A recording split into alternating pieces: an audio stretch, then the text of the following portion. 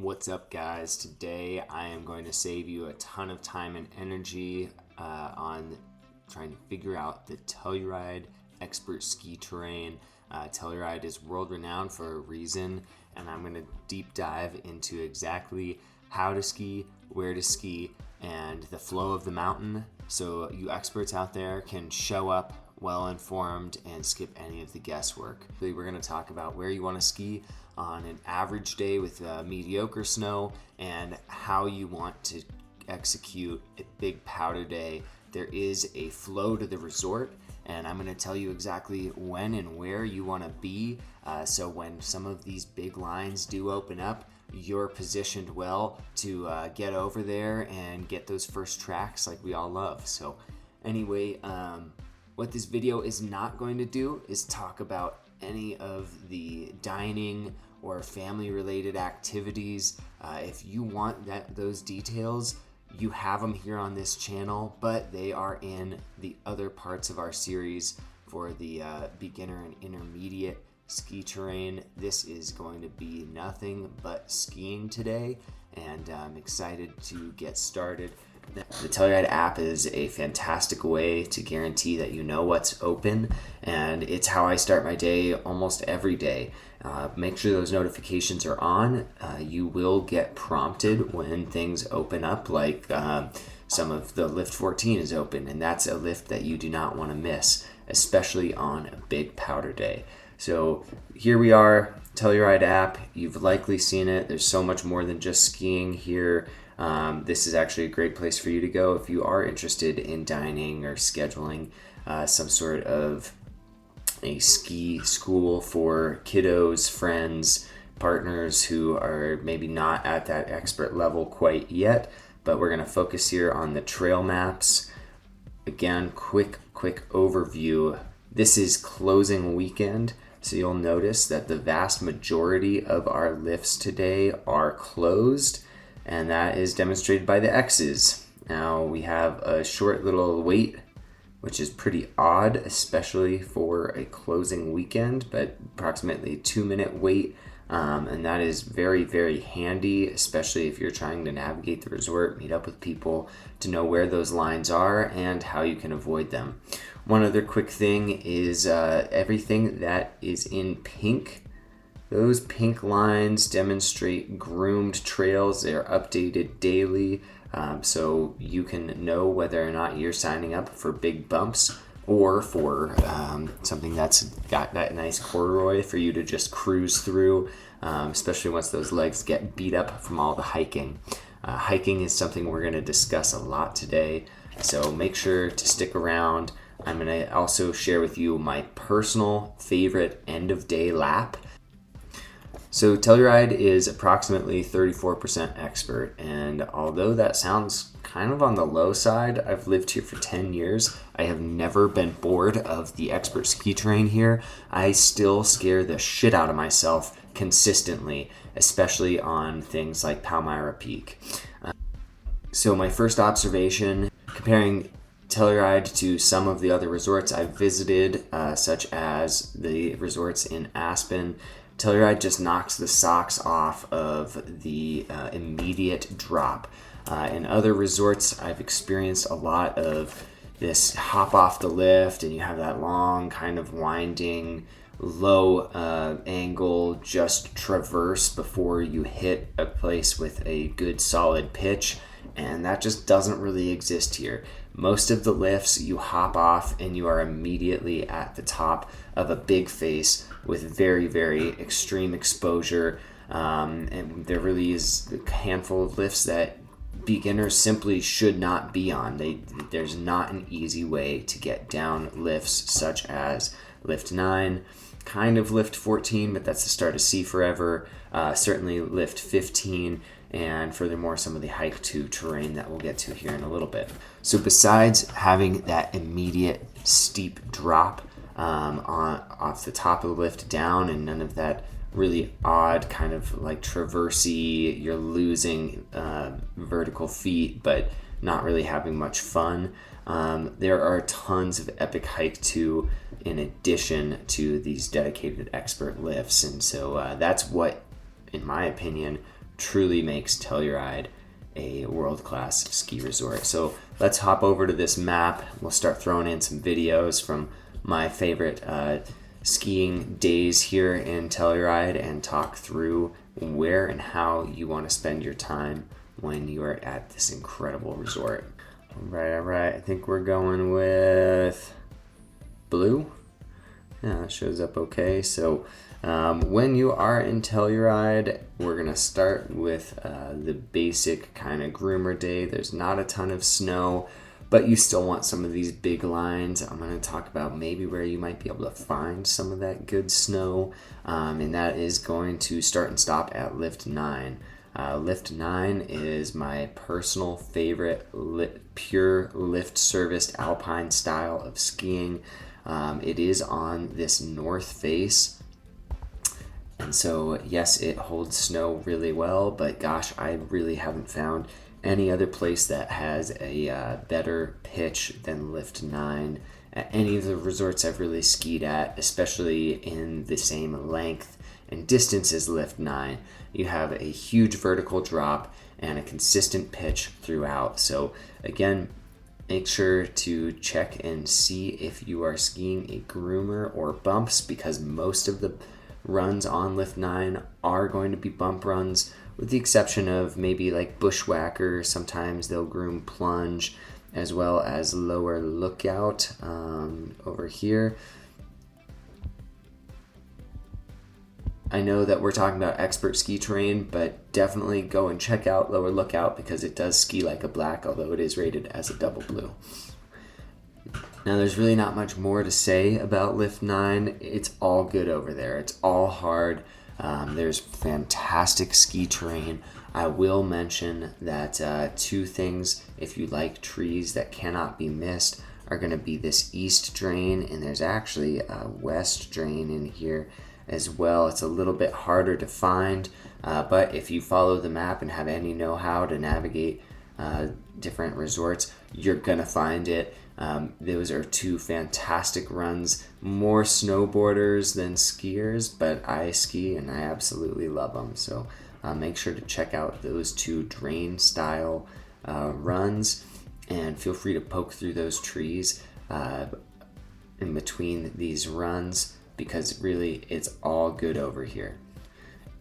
And because we're talking to experts, I'm going to make a huge recommendation. This boundary dropping into Bear Creek, there's fantastic side country style skiing in Bear Creek, but you definitely want to go with somebody who knows where they're headed, because Bear Creek has a lot of terrain traps and is notorious for catching people off guard. So if you are trying to hit some of the side country, all of these mountains in the background here, those are all accessible with a lift assist from the resort. However, it is backcountry and it is extremely dangerous. So make sure that you have a guide or a trusted friend with you and know where you're going before you start to try and poke through that area. Now Lift 9, known as the Plunge, and Lift 6, known as Apex, that's where I'm going to spend the majority of my time on a low tide day where I'm just out getting some exercise. They both have incredible views from the ski terrain there. They both have very steep terrain. You'll notice Lift 9, extremely long format runs. Lift 6, these are short runs. You can blow up your legs and have a quick rest in between, and that is very easy to lap all day long. It's still very fun terrain. There's still fantastic trees, tons of bumps, but you don't have to you don't have the suffer effect of trying to make it through yet another hugely long descent. Now, if you're here on a lower tide day, but you're still trying to find some great snow, the obvious thing to do is look in the trees, which we already kind of touched on some of my favorites, as well as move over to the hike to terrain. And the amount of hike to terrain that is inbounds in Telluride is absolutely incredible. There is a different level depending on how far you go, and it's not always open. So that's where that app comes in handy. but you have avalanche controlled extreme skiing terrain with massive fall lines, big cliffs, and tons of snow up high, but you just have to work for it, which makes it all the more sweet. So if you're going out and you're trying to tackle some of this big terrain, you're going to be focusing on Gold Hill Express, which is lift 14, or the Prospect Express, which is lift 12. Now you'll notice that you can pivot between these two incredibly easy because their bases are practically right next to each other. They can actually be a little bit confusing to go from one to the other, but know that if you accidentally end up at the lift that you are not intending to, you're 50 yards away. We're going to go ahead and get started by sharing a little bit about each of these hike to areas, because you'll notice Palmayra Peak, you have two different approaches. We're going to start by talking about lift 14. I should note lift 14 is fantastic skiing on those low tide days as well. You still have tons of expert terrain, tons of off the lift immediate fall line, but you're really going to use lift 14 to jump over here to lift 15, which is Revelation Bowl. And Revy Bowl is lift 6 style skiing, where it's very steep, very short runs, and very lappable. So when you get on to lift 15, you have access to what's called the Gold Hill chutes. Now there are 10 chutes in total, and if these chutes are open, I highly recommend skiing them, because the aspect of the chutes has a lot more of a southwest facing aspect, and so they don't open as often. So there's actually a couple of these chutes that I have never seen open in the 10 years that I've been here. Each and every one is extremely steep. They really don't get all too couloir-y, if you know what I mean. They're really not couloirs. It's every once in a while. Specifically up at Gold Hill, I believe 8 and 9, you do have a choke point at the top, but once you get past it, it opens up wide. You have plenty of space to turn, but that also means that the snow quality can get slumped off a lot quicker, especially up towards the top at your drop-in. Now, for those who really aren't used to elevation and hiking, I highly recommend Gold Hill. Not only do you get the fantastic steeps and a really unique experience, but this hiking from the top of Revy Bowl up to the Gold Hill ridgeline is incredibly easy as far as I'm concerned. It really never gets all that steep, and to get from the top of the lift to the Gold Hill stairs, I would budget maybe 30 minutes.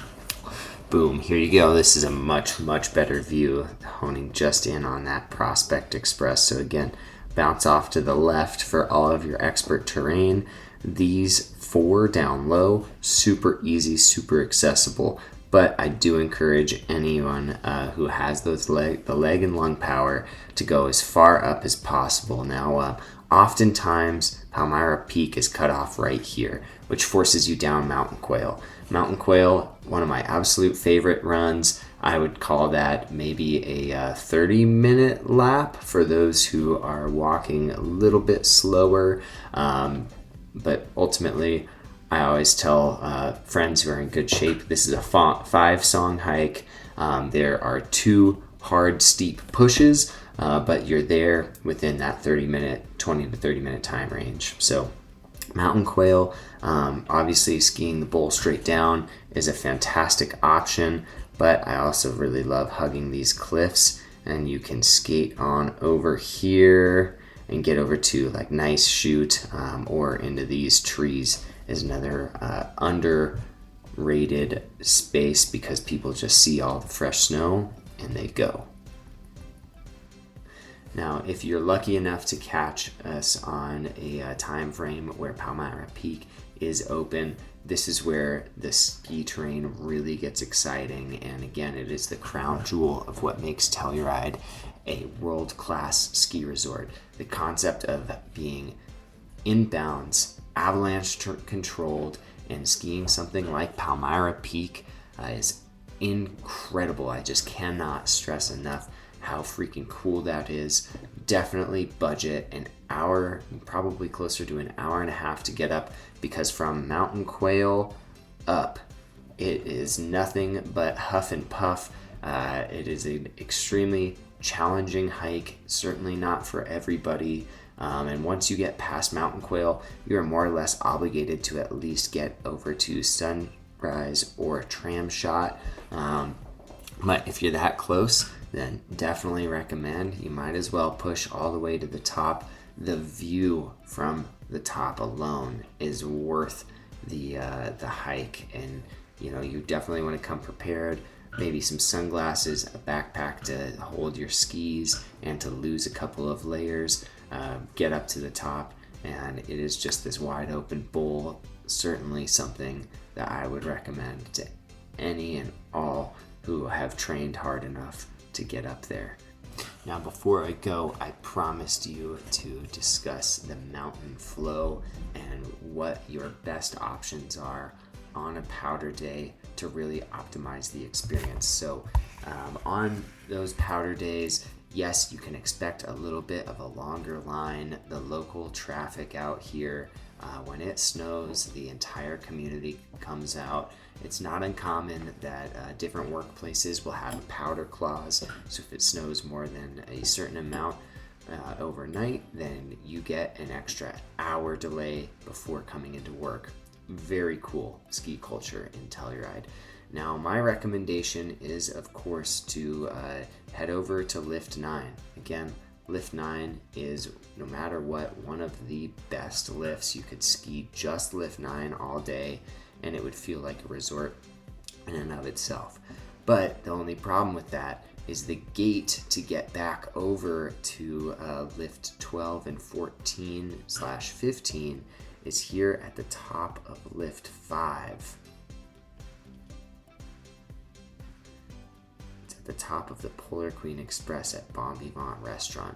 That is where the gate to get to cut over to Village Express, as well as the Prospect lift, is. So you have an obvious kind of issue where if you're over here at Lift 9 and don't get the notification that they've just opened Lift 12 or 14, and those notifications can come late, well, then you're kind of just guessing or asking the lifties, who aren't always in the know either. So my recommendation is milk Lift 9 for all it's worth. You're going to hear the avalanche bombs all morning, and that's going to help build some of that excitement. But my go-to maneuver is actually to go and get your warm-up laps on Lift 6. On Lift 6, Elias's Alley, Apex, and Sully's, no, you cannot see the gate at Bon Vivant, but skiing these trees in Happy Thoughts puts you right back here, and there's a fantastic way to check on that gate, make sure that you aren't missing the rush to get over and catch Lift 12 and 14 right when they open.